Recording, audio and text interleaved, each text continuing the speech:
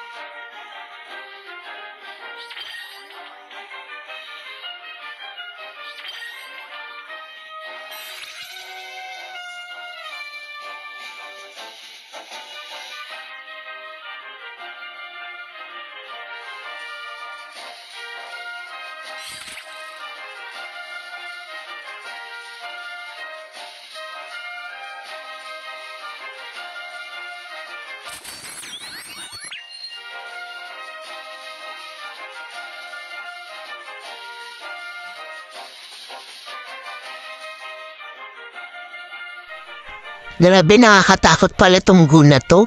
Biruin mo, ang dami kong cards, ang dami kong energy, hindi ko mailaro. Grabe. First time ko makalaban ng ganito. So nakakatakot talaga yung kanyang klaseng team kasi hindi ka makakatira. Wala, useless. Siya, sige, enter na lang natin yan. Wala tayong magagawa dyan.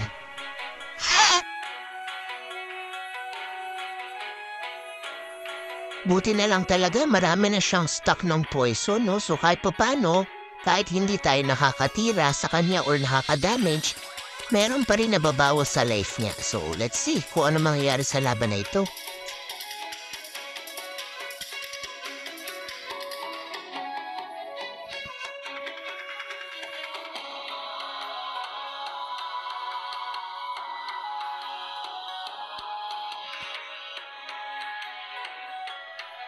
Ay, wala talaga matira. Tinatry ko lang kulit, no? Kahit alam ko naman hindi siya papayag. So, enter na lang. Yan. Ayun, nabawasan na din. Isa na lang, 7 na lang yung life niya. Diyos ko, baka matalo pa ako. Nabatay na yung isa pa. Bye-bye. Dalawa na lang, my goodness. Ano kaya? Swertihin ba siya o swertihin ako? Alin doon?